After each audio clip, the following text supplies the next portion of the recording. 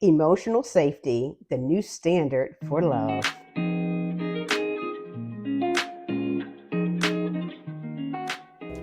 That's right, guys. Emotional safety is the new standard for love. And you may be wondering, what is she talking about? Love isn't just about chemistry anymore. It's about emotional safety, especially in midlife. We need that emotional safety. We've been on earth for at least 50 years and we have seen a lot of stuff in our lives. We've been on a roller coaster at times. And so some things we've learned to prioritize, others we have not. And we've gotten to a point in our lives where we just want to feel emotionally safe with who is in our lives at our times, our partner. We just want to feel comfortable. We want to feel emotionally safe, right? Do you feel safe being your true self in your relationship? That's what I want you guys to think about. Do you actually feel safe being your true self in your relationship? Okay? So let me explain to you what emotional safety is. The definition of emotional safety is the ability to feel comfortable without fear of judgment, rejection, or punishment, to share how we actually feel with the person that's in our lives, right? To share if we feel comfortable, if there's something they're doing that makes us uncomfortable, to share all of that, not to chastise, but to share how you feel emotionally about things, right? You want to feel seen, heard, and respected. Okay, so there's a way to do that. Like, you don't be in your face. You just say, hey, I want to have a conversation with you, right? You don't want to feel like you have to perform. You just want to be loved for who you are, right? Why emotional safety is the new standard? You may be asking that, right? So for midlife is we don't want to tolerate any kind of chaos or confusion. We've been on earth long enough to you know what, chaos? That's just too much. Drama? Nah, I'm okay without all that drama. Peace over drama becomes a priority. Peace over drama, okay, becomes a priority. Emotional safety leads to deeper intimacy. We've had some conversations about what intimacy is, right? That true connection, better communication, and long-term stability. You feel comfortable in that relationship. You both do. Like, okay, this is nice, right? A warm, fuzzy blanket wrapped up, like, oh, sitting by the fireplace, nice. You feel really comfortable. Signs you feel emotionally safe in your life includes things like you can express your feelings openly without fear. Okay? You can express your feelings emotionally without fear of judgment. You say, what? You're not going to do that. Like, you're going to say, hey, I'm feeling this kind of way. Okay, that's cool. That's cool. You're not walking on eggshells. Oh my God, here she comes, here he comes. Oh my goodness. Oh, let me just, because I know they're going to come downstairs and want to start arguing. Is that a truly emotionally safe relationship if it's like that, right? But if you feel comfortable sharing anything with them, not feeling like you're walking on eggshells, then you're in a good spot, right? Your partner listens without dismissing you. Let me hear what you have to say. Okay. Now, sometimes, I did a video about this earlier. Like, sometimes you may not even want to, have that conversation, but they want to talk. Like, let me just turn on my TV and my phone down. Let me hear what you got to say. Give them your ear. Okay. Let them, you listen to what they have to share with you. Okay. Now, again, too, it may not be something that you want to talk about. If it's something they want to talk about, you listen, right? Conflicts feels constructive, not destructive. So you have a conflict about whatever the case may be. It's gonna be my way or the highway. That's kind of destructive. But I mean, we know if you're in a relationship, more than likely you're going to disagree on something, right? Now, some couples disagree more than others. That doesn't mean that their relationship is bad either. As long as they have a way of resolving that without blowing up, with each other, then it's all good, right? You feel calm, anxious. I'm sorry, you feel calm, not anxious in their presence. They make you feel happy. It's a wonderful feeling. Now, if that haven't happened in your life, hopefully it will eventually, right? But you feel calm around them, like, okay, this is like Christmas. This works for me, right? Number 5, signs you do not feel emotionally safe. It could include stuff like you're afraid to speak up because you're afraid that there's going to be some backlash. Now, you feel like what they're doing is wrong, but if you say something about it, I really don't hear it. You're just tolerating it for whatever reason, comfort reason or safety reason, then, is it a really good relationship? You have to think about that. Constantly second guessing yourself. Should I even be in this relationship? Should I leave? Should I stay? Let me weigh the consequences. Here's the deal. When you start to, let's say you are married or you are living together, or let's use that for a reason right now, for you'll understand in a second. You're living together and you're constantly wondering, should I move out? When you first think that, should I move out? The answer is yes, 100%. If you're thinking about moving out, do you know there's something about that relationship that is not right? So it's time to just pack your bags and go, right?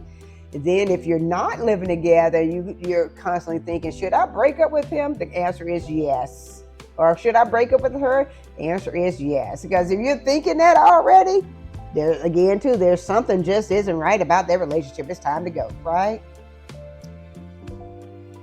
So you ever feel like emotional withdrawal or shutting down? I can't talk to you because you're not listening.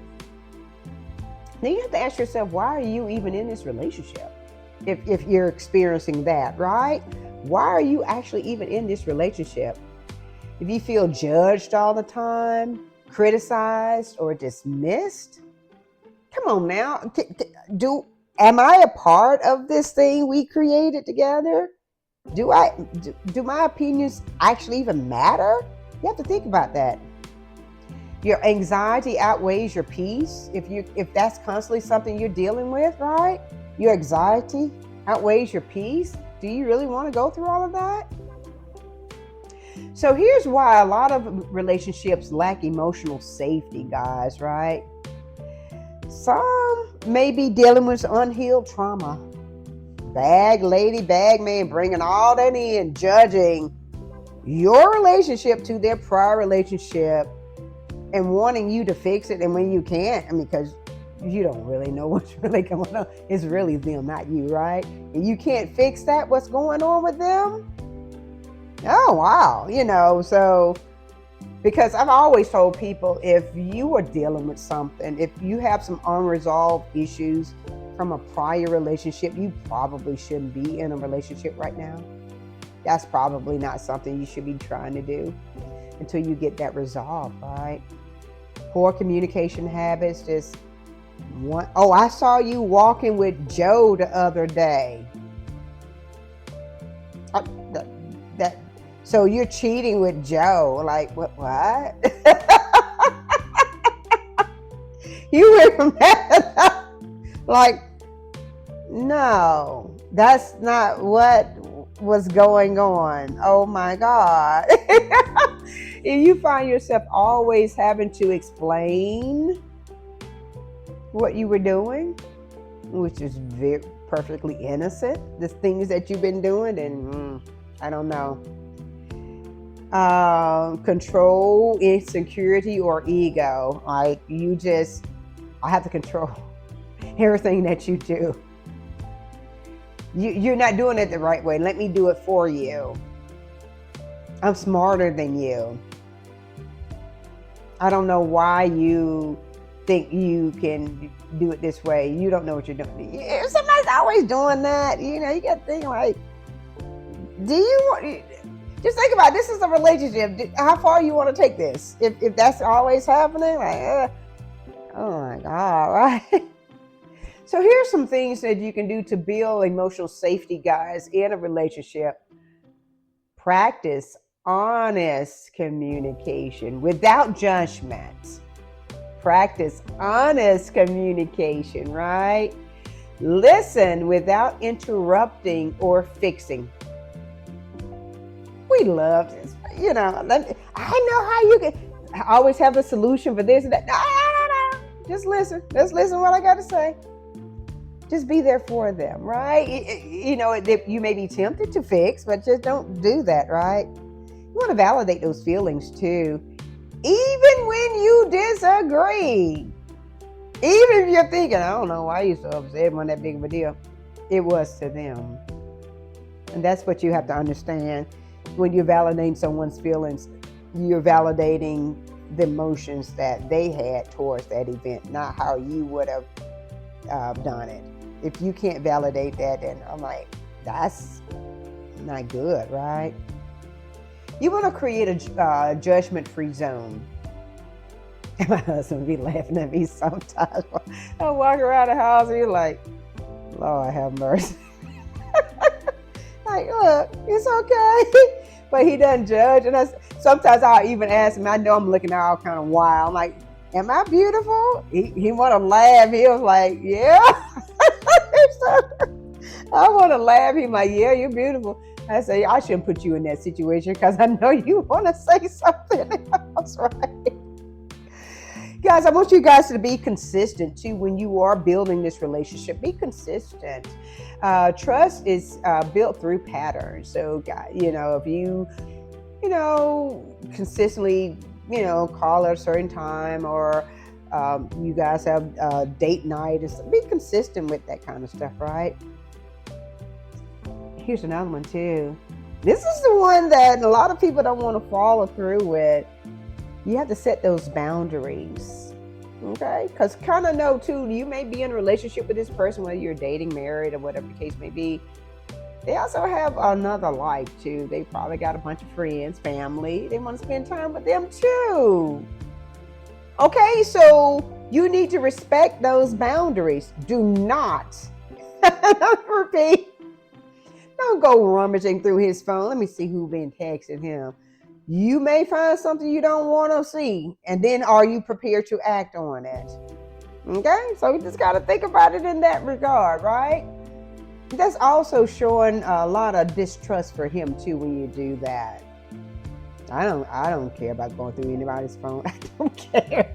And look, and you can go through mine too. I don't care. Whatever you read is whatever you read, okay? There's nothing on there. But it's just one of those things where you have to set, that tone. If you're going through his phone, why would he even feel a reason to trust you, and vice versa? Don't go through her phone either.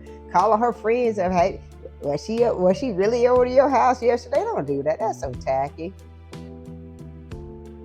Guys, in midlife, at this stage in life, love should feel like peace, not pressure.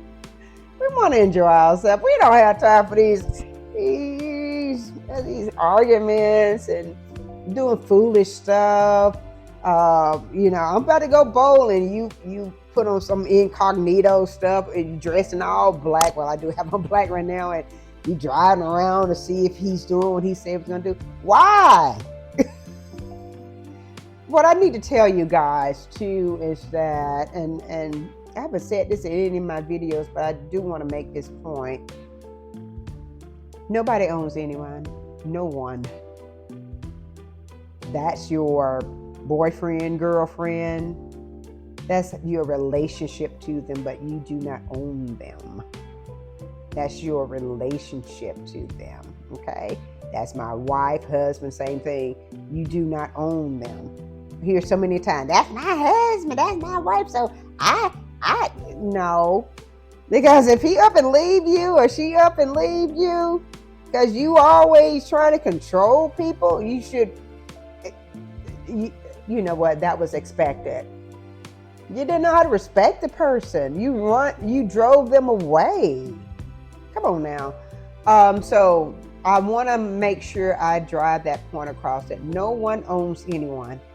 You don't. So it's really just how you are, your relationship with that person. So that's how we identify people. Just like you saying, hey, that's my grandma. You don't own your grandma, right? Okay. You see what I'm saying? So if you are in a relationship, you're married, that's my husband, that's my wife, that's my boyfriend, that's my girlfriend, that's my significant other. That's your relationship. That doesn't mean that you've bought them and they're supposed to do what you told them to do and you own them and you then look through their phone and call people out and say, this is my this and that, this and that. I remember early on in my marriage, there was a girl that had a thing for my husband. And I knew she did because she would come to me and she told me one time, I'm in love with your husband. True story. I told her, I'm sorry to hear that. Guys, we have to understand that people will try you at times, will try to see if they can bait you to get your emotions all wound up into stuff, and you just don't let that happen. I know she called my house, this same chick, she called my house, told me she was in love with him. That's all I said. Well, let me put him on the phone so you can talk to him. She said, why is she calling him? Like, I don't know. She wanted to talk to me, but I figured we didn't have anything to talk about. I mean, I had a conversation with him. No, she was just somebody that had a crush on him. See, people try to get you to break up, try to get you get under your skin. But if you know that you are in a grounded relationship, that ain't gonna happen. Like, okay, whatever. I kept on. I said, let me get your number. So I told her, I said, well, if we get divorced and stuff, I'll make sure to give you a call. Let you know that he's available. Okay? She never called back. Because see, people, again, too, like I say, people can be spiteful. They can. But if you are in that grounded relationship, if you're in that relationship and you know this other person, then you don't have anything to worry about. Now, I can't really say, you can't control, I will say this, to be honest with you, you can't really control at all what anyone does, including your partner. You can't control what they do. You just pray that they will honor the relationship the way that you've honored your in. That's who you can control, whether you decide to stray out of that relationship or not, right? I'm not here to advise anybody on any of that stuff, but I will say that if you find yourself straying out of that relationship, the one that you're actually in is probably over with anyway. So you might as well do the honorable thing and end that relationship. That's what you probably should do if you are finding yourself in doing that. But if you're in a relationship and you want to be in that relationship, there shouldn't be any reason for you to stray, to go outside of that relationship anyway, right?